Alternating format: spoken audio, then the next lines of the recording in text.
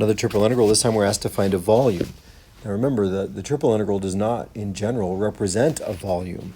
So if we're asked to find a volume, what that means is it's a triple integral of the function 1.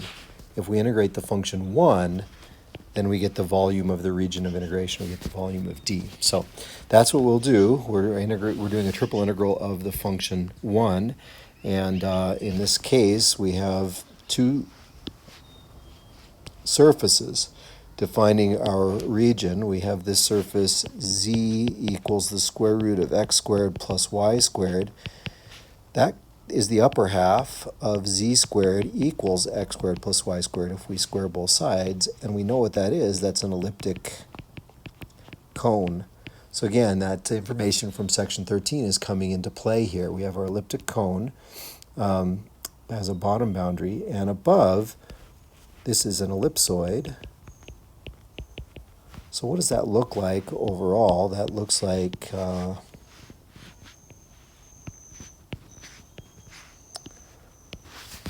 cone below looks like a cone, and then the ellipsoid above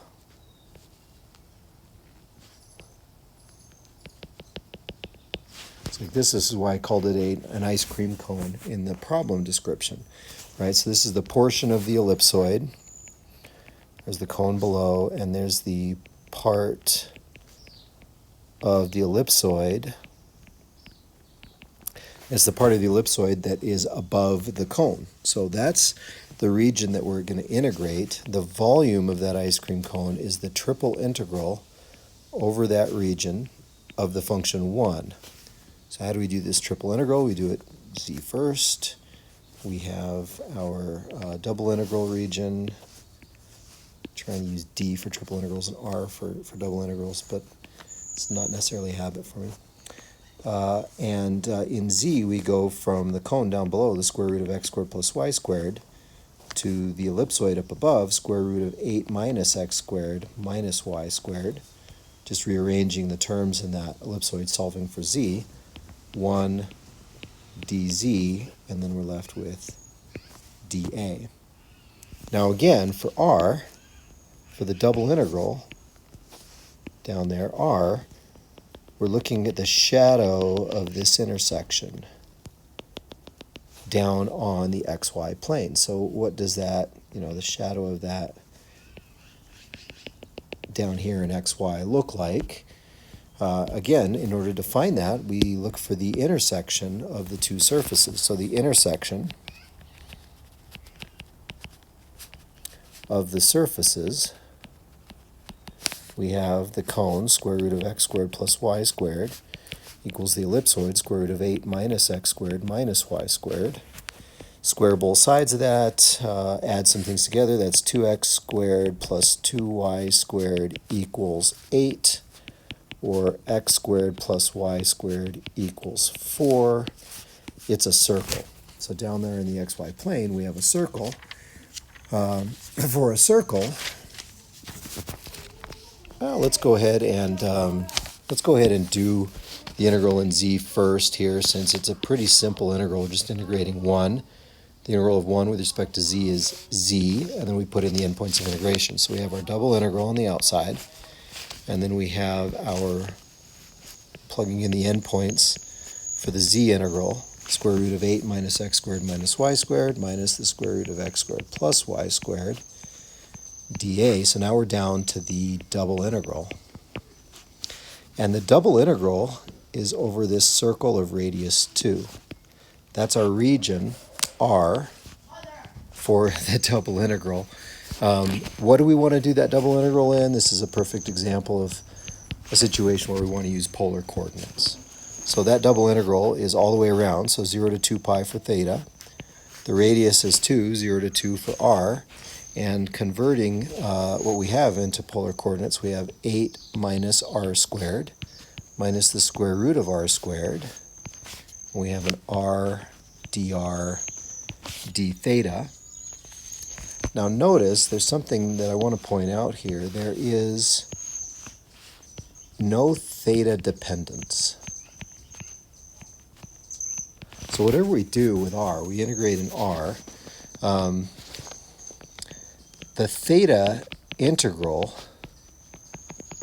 will be a 0 to 2 pi d theta. Now there's going to be some r's in there, some constants or whatever, but the theta part is just going to contribute to 2 pi.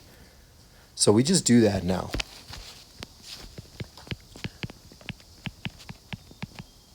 We know that's what's going to happen with theta because there's no theta dependence anywhere. We know that whenever we get to theta, we're just going to get a 2 pi for theta.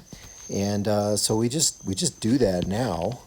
And that makes our life a little bit simpler. This is going to be 2 pi, and we just have the integral from r equals 0 to r equals 2 of r times the square root of 8 minus r squared minus, well, dr minus 2 pi integral 0 to 2 square root of r square root of r squared, sorry. So I've split this integral up, took the two parts, turned that into two different integrals. The theta part was a 2 pi on each one, and we can do these integrals. For this first integral, we use substitution. U equals 8 minus r squared. Du equals minus 2r dr. And so this first integral becomes a minus pi. These 2's will cancel when we do the substitution. Integral from r equals 0 to r equals 2. Let's keep the r's in there. R equals 0 to r equals 2 because it's going to be the square root of u du. And then over here we have minus 2 pi. This integral is actually easier. Square root of r squared times r is r squared. So that's going to be r cubed over 3 from 0 to 2. Let's see. Let's keep going. We have a minus pi, the integral of the square root of u, that's u to the 1/2. The power rule makes that a u to the 3/2 over 3/2, so that's 2/3 u to the 3/2, and u is 8 minus r squared to the 3/2 from 0 to 2 for the first integral. For the second integral, let's see, 2 cubed is 8 times 2 is 16, so we have a minus 16 pi over 3 minus a 0 for the other endpoint of integration. Getting there. This is why we didn't do the full integrals in most of the videos in this section. Let's see, if we plug in this 2, we get 8, and 8 minus 8 is 0, so that's good. So we have a 0 minus negative pi times 2/3. We plug in the 0, we get 8 to the 3/2, and 8 to the 3/2 is square root, well, 8 to the 3/2.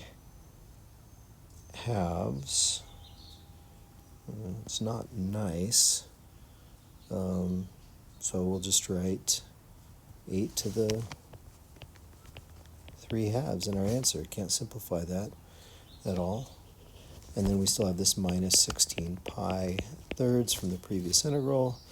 What does that all end up equaling? That part is 0. We have a negative 16 pi thirds plus 2/3 pi times 8 to the 3/2.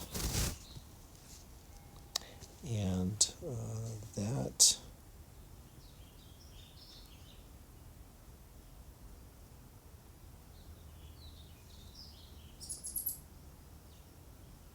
is incorrect. Sorry about that. Let's fix it. I said that when we plug in this 2, we got 8, and 8 minus 8 was 0. That, of course, is wrong. 2 squared is 4. So this term is going to be a negative pi times 2/3 times 4 to the 3/2. Square root of 4 is 2. 2 cubed is 8. So that is negative 16 pi thirds. We have a plus pi times 2/3 times 8 to the 3/2, and then we have another 16 pi thirds. So this actually is negative 32 pi thirds plus 2/3 pi times 8 to the 3 halves. That is the volume of our ice cream cone.